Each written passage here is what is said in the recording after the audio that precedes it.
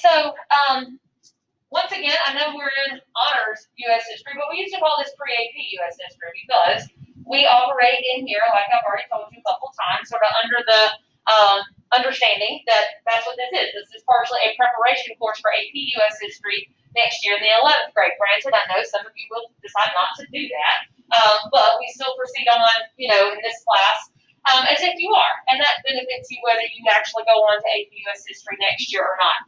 Now, in AP U.S. history, there are 3 different types of writing questions that we do, one of which you've already experienced a couple of times. That's a short answer question.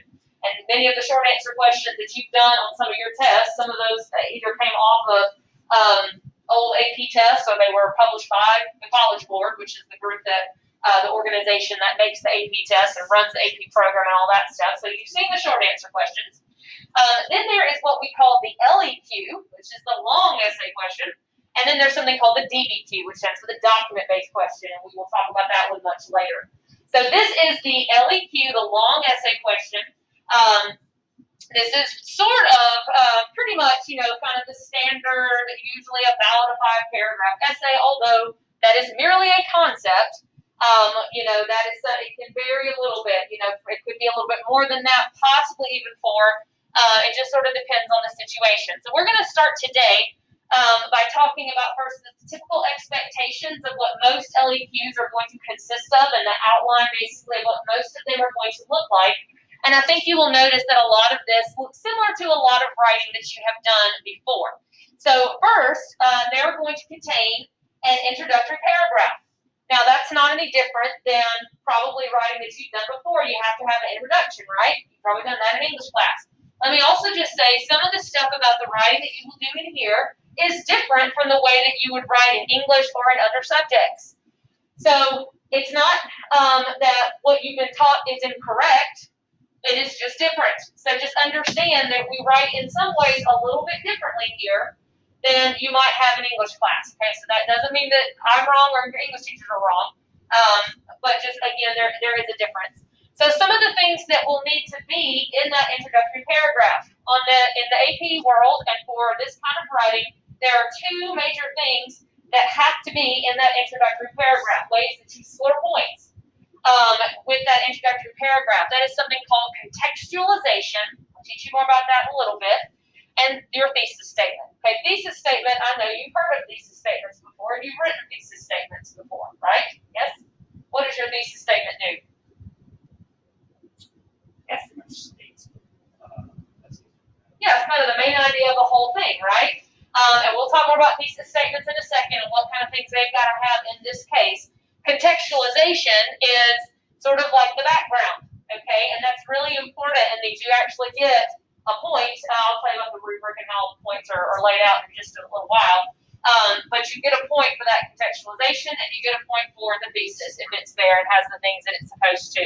So the contextualization is like dropping you into the story. The thesis statement gives your the main idea of your overall essay. Then, of course, you have your body paragraphs. So you have your introduction, and then you've got the body paragraphs. There are, usually a good rule of thumb is that there would be 3 body paragraphs. However, it could be 4. There may even be some instances where you might be able to get away with 2. But I certainly would not do less than that. I kind of think 3 is a nice, good standard. But again, don't get married to that idea because it will vary a little bit depending on the situation. So those are the kind of the wrong things to get bent out of shape about if you get concerned about it.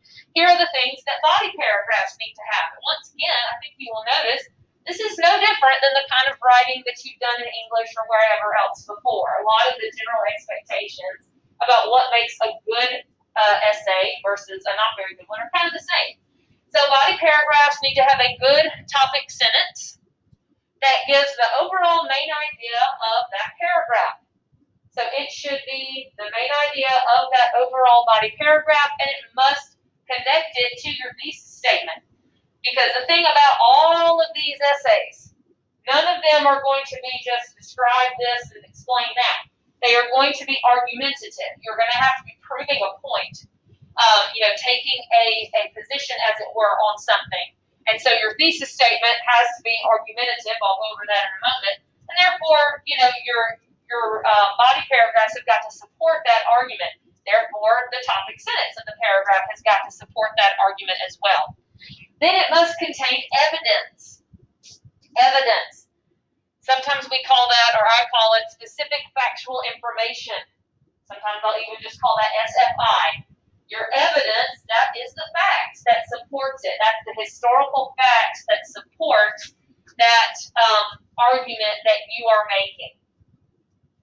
So if you're making the argument that taxes were the most important reason why the colonists rebelled, okay, because that's an argument. You're not just saying the colonists rebelled, you're saying taxes were the most important reason why that happened. Your evidence, your specific factual information, might be something like the Stamp Act. It might be the Townsend Acts. It might be something like the Boston Massacre. You know, all those kind of things. That would be the evidence, the actual facts. You also have to demonstrate throughout your body paragraphs a specific historical reasoning skill. And I'm going to get to those historical reasoning skills in a moment. There are 3 types. And you'll learn in time to be able to identify which is which. But they want to see you using these historical reasoning skills like comparing and contrasting, or a lot of causation, what caused something like the native example I was using a moment ago about taxes being the main reason why the colonists rebelled. That's causation. You know, you're talking about what caused something to happen and what was the most important reason why something happened.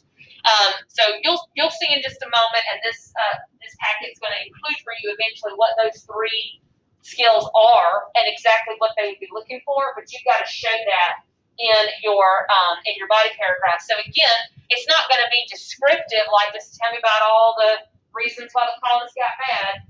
It is in that case, causation. What is the most important reason they got mad? What caused them to do that? Okay, not just describing it itself. And it needs to demonstrate what they call complex understanding of an argument. Now, the complex understanding is kind of tricky to describe, and it's tricky to get this point too. I know it sounds very simple, complexity. There is a lot of complexity. But that's one of the things, sort of the icing on the cake that they would be looking for. By using evidence to corroborate. Corroborate means to come to the same conclusion. Okay, so bringing in additional evidence to further support. To qualify, to give sort of a, okay, but, you know, here's this but. Or to modify the argument. So if I bring in, you know, my Stamp Act and this stuff as evidence to suggest that taxes are the main reason why the colonists rebelled, but then I also have some evidence that said, but, you know, you also have this. You know, we've also got to look at this little thing. That would be adding complexity.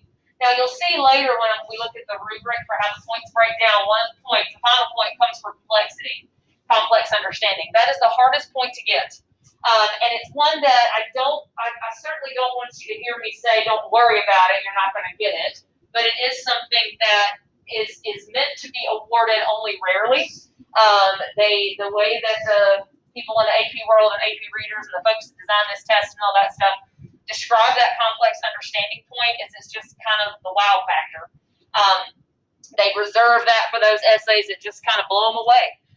So again, I guess my point is don't be discouraged. Sorry, I'm getting this out of the way. Oops. There we go.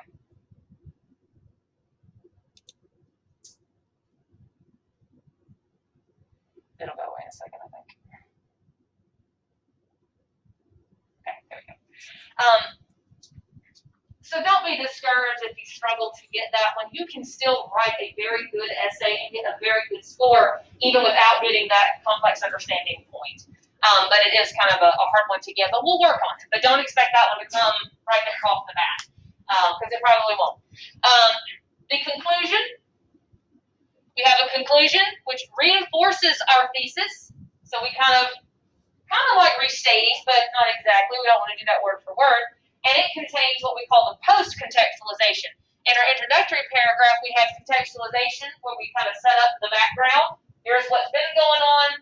Bam, here's what's going on now. The post-contextualization is where you kind of go, and this is what it leads to. Sort of what comes next. It's like the contextualization is like, here's what we saw in the last episode, and the post-contextualization is what's coming up next week. Okay, so think about it that way. But it must relate to the topic. It can't just be random stuff. And I'll give you some examples of that in a moment. Okay, so again, this whole structure, which I call this the core structure, you know, you've probably seen this before. How many of you have written an essay kind of like this, where you had an introduction with a thesis, yeah, you had body paragraphs, you had a conclusion. Yes, so we know that. Okay, we know that part. The harder part now is doing it about history and doing it in this sophisticated way that they are going to be expecting. So the next thing I want to look at, what we've got is just a breakdown of the steps that you might take to do this. Let's see here. There we go. Let's go over just kind of the general steps. And I've got more here than you got on your sheet, so you don't need to write down the extra stuff. You're just kind of doing the basics here. So the first thing that you'll do is you'll analyze your prompt. You're going to look at your prompt and figure out what the question is asking. Now, right now, as we are just learning this, and when we start doing this next week, we will take a lot of time with these first couple of steps. You're basically going to have multiple days where you get to prepare to write before you actually have to write. So you'll get a lot of time to analyze your prompt and to do all these preparation kind of things before you actually write it. As we move forward, you will have less and less time to do all that much until eventually you have to get to the point where by the AP exam, which will be in spring of your 11th grade year, you have to be able to see that prompt and go through all of this and write it in a matter of about 30 or 40 minutes. So we will start slow with this so that you've got time to ask plenty of questions, but just know that ultimately you do have to do it much more quickly. Now, analyzing the prompt, most of the LEQs are going to ask you to evaluate the extent of some kind of factor in American history. Evaluate the extent to which taxation caused the colonists to rebel. Evaluate the extent to which the French and the English created different patterns of colonization in the New World. Evaluate the extent to which religion shaped the American colonies, something like that. We will work with some that aren't exactly phrased that way. They may be phrased a little bit differently, but they're asking you to evaluate the extent, which means you're taking some kind of position. You have to take a position as to, okay, here is the extent to which that happened. You know, taxes are the most important reason, but these things did cause it as well. You know, the British and the French colonists were similar in this way, but they were really more different from each other. You're evaluating an extent. You will start crafting your thesis statement at this part. Again, we're going to talk about thesis statements in a moment. It needs to introduce your claim and introduce your line of reasoning, that where you're going with it and why. Then you plan your response. Again, these are steps that by spring of next year should be taking you maybe 5 to 10 minutes. Right now, we'll be taking several days to do all of this. So you'll plan your response, making a careful plan of how you're going to do it.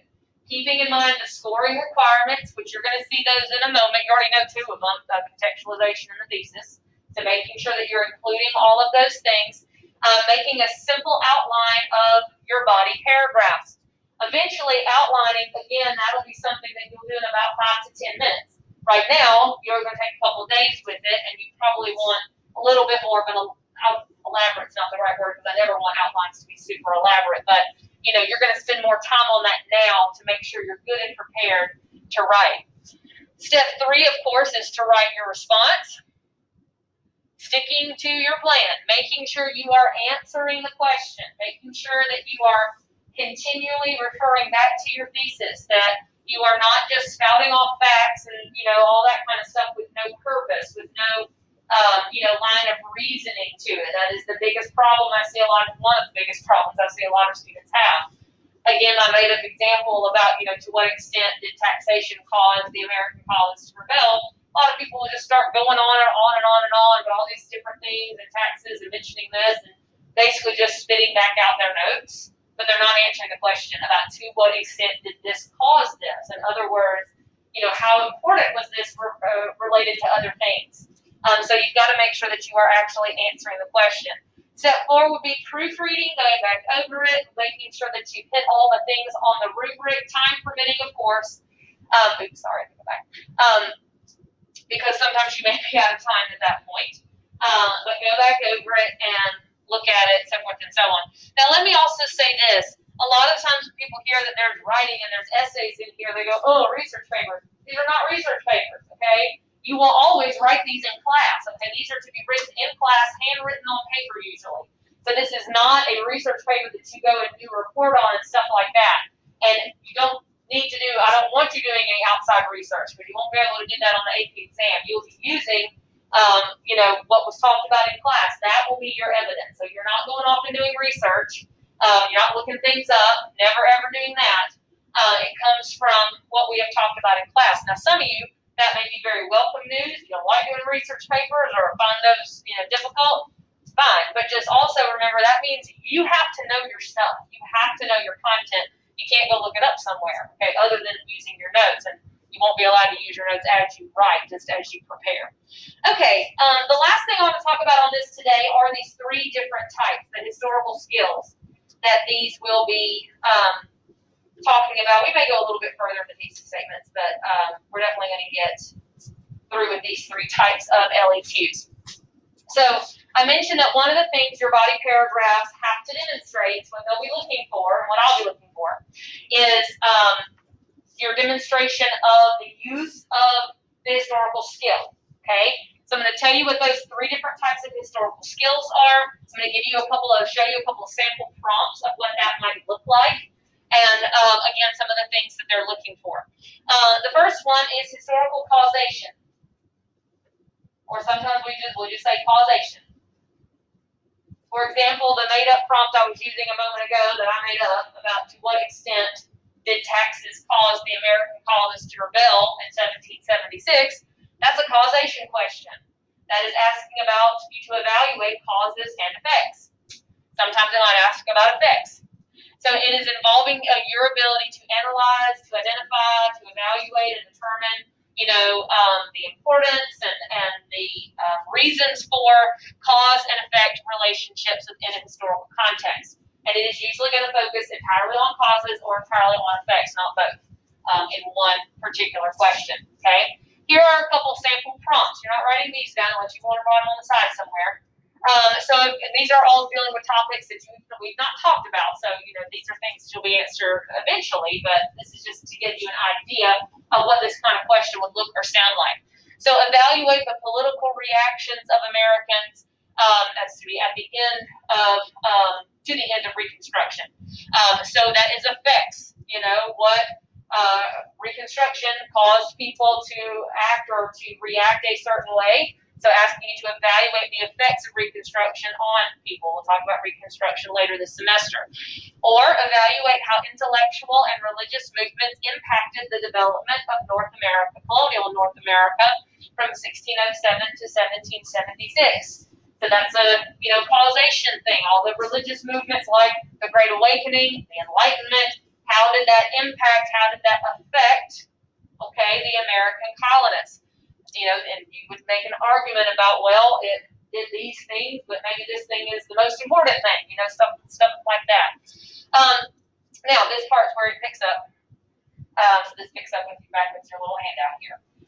So the next thing I included here was kind of when you see this kind of question, how you kind of get it started, what they'll be looking for, what your kind of first step should be when you go, okay, this is asking me about causation, how you would structure or frame your response. So for cause and effect, you would want to organize the causes or the effects around usually 3 themes or categories. Now, there is no rule anywhere that says it has to be 3. There's nothing on the rubric that says that it has to be 3. But I like to go ahead and teach you to do 3 if at all possible, okay? That kind of one fits into that nice little standard 5-paragraph model with 3 body paragraphs. And it's just that the best essays tend to be that way. However, if you struggle with 3 and you can only come up with 2, do 2. But 3 is just kind of a general, standard, good approach to use that will usually lead you in the right direction. Now, sometimes those themes or categories are actually going to already be in the question. It's already going to tell you 3 different things it wants you to discuss. The newer ones don't, so like when you actually take the AP exam, I don't think you'll see that, but some of the practice ones might.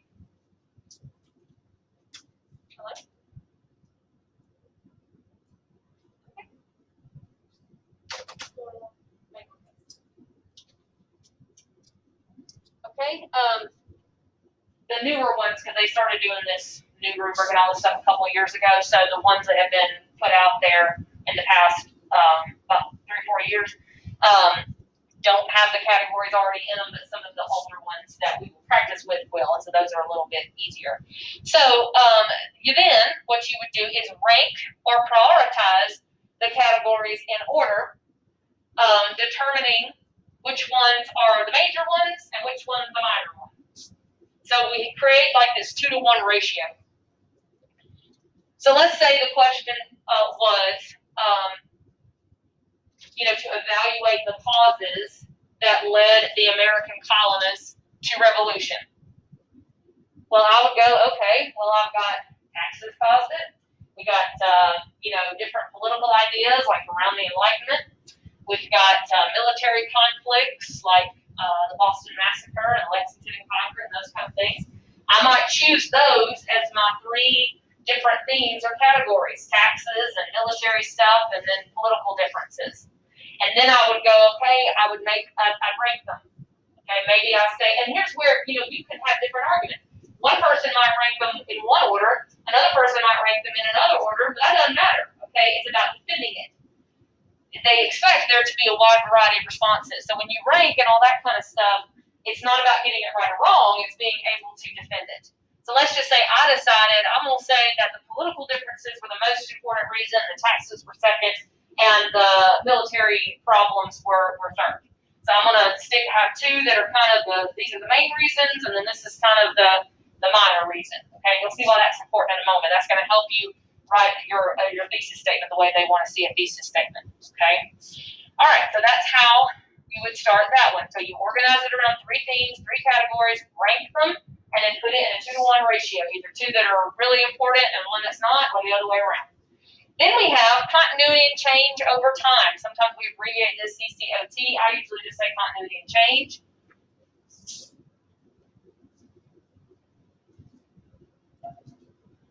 These are questions that involve your ability to identify, to analyze, to assess dynamics of historical continuities of things staying the same or change, things getting different over a period of time of varying lengths. Now these, we probably will not do too many like this year. You may see 1 or 2, and you'll see why in a second. Because this is the kind of question where they will oftentimes pull in time frames that are pretty far apart, where it wouldn't just be about the American Revolution or just be about the colonial period, where they may ask you to compare, things that are decades, even a century apart, because it's continuity and change. They're asking about how things have changed over time. Here's some examples.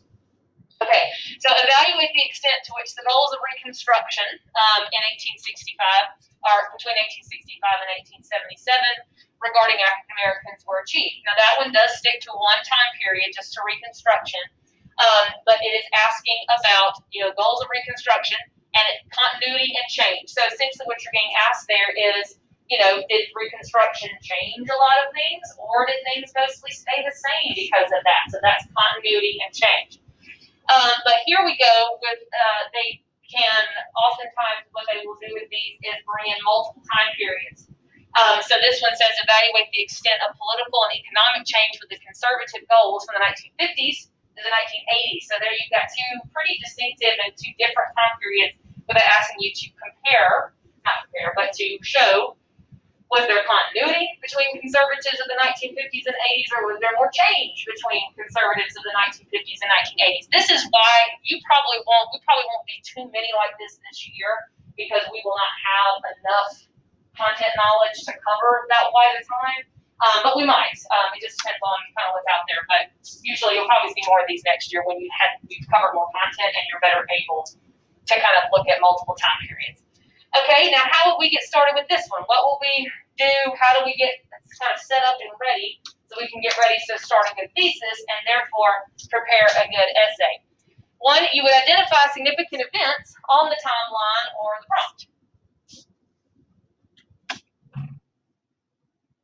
So let me make up an example related to the American Revolution so that we can have some context here for us. Let's say we had a question, and this won't be perfect.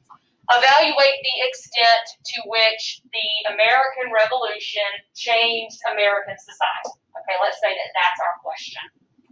So we would start maybe by going, okay, let's think of some significant changes that happened or things that happened during the American Revolution. Okay, well, we end, being connected with Britain. We established new state governments. We established bills of rights. We have more freedom of religion. Establishing a republic. Those different kind of things. Okay, so I can identify myself some things on my timeline. Then I'm going to determine whether or not there's more continuity or is there more change. Did it mostly change? Did it mostly stay the same? And again, this is where different people could make different arguments. These questions are designed so that they could be approached several ways. Some people may take the stance that the American Revolution really didn't change all that much. The colonists were already acting pretty independently. They were already self-governing. They already believed in rights and all that kind of stuff. The American Revolution didn't change that. So they might say this was really more continuity. Some people might say, no, this changed everything. They're a whole new country now. They completely changed and inspired something throughout the world. That's change more than anything else. So again, you can go multiple ways with it. But you would decide if there more continuity, more change, and then you would select three most significant things that you're going to talk about. Those are going to be your topics. That's what those three things are going to become those body paragraphs. Again, keeping them in a 2-to-1 ratio. What I mean by that 2-to-1 ratio, if you're saying that there's more continuity than change, then you would want two events that show continuity and one that shows change. If you're going to be taking the stance that it's more change, you want two that are change and one that's continuity. Again, that's going to make a little more sense, I think, when I show you the formula for coming up with a thesis statement.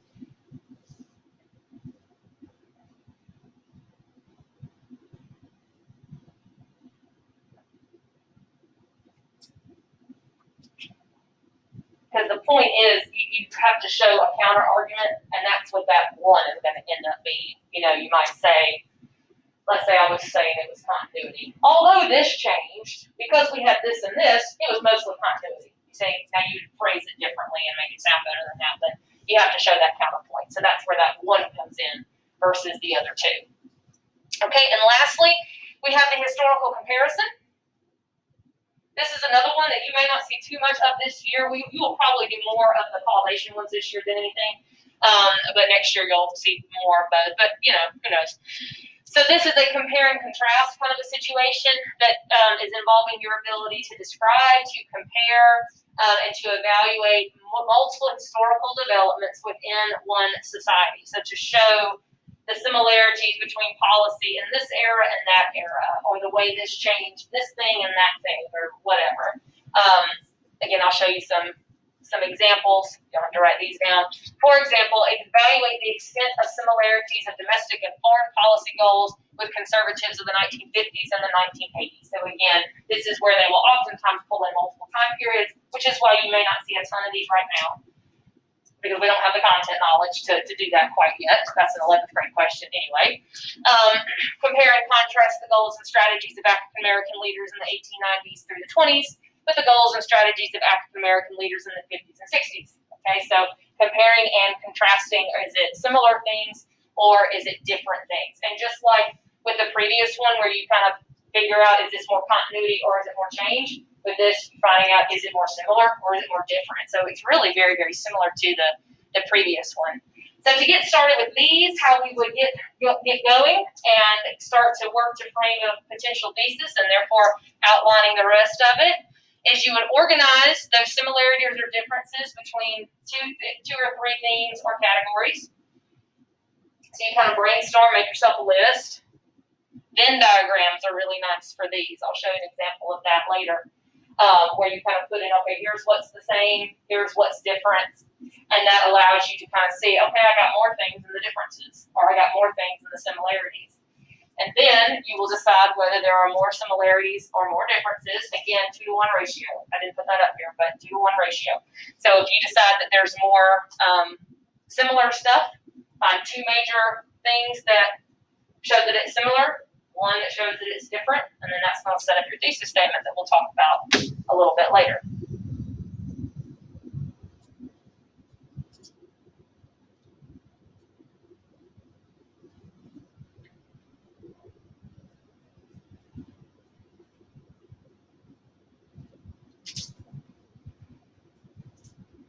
Now, I'm going to give you, again, strategies for coming up with the thesis and all that stuff that is a really nice, neat little package. It's one of the things, when they made all these changes to the LEQ and the AP exam, they redesigned it a handful of years ago. And when they first did it, it was just really overwhelming to me. And there's still some things about it that I don't love. However, the way that thesis statements can be done now, I kind of think it's a lot easier because it provides what I think a lot of students kind of always wanted. Like, everybody kind of wants, like, give me a formula that I can plug in, you know, all these different variables and get a good thesis statement every time. And that's kind of what this has created. So I really like that. And I think some of you will as well. Again, there's some things that I don't love about it, but overall, I think if you stick to this kind of strategy and plan, but you have to know your content. That's the biggest, number one problem that I see with students on their writing is not knowing your content, not knowing your information, okay, not knowing your stuff. You have to know it, and you can't kind of know it. You've got to know it. Thankfully, one of the changes that they made when they redesigned all this stuff a couple of years ago is they limited kind of the amount of content you have to show. Used to, they wanted you to chock it full of as many facts as you could possibly think of, and now they don't, which is great. So, you know, you can kind of get credit for what you do know rather than being punished for not knowing something.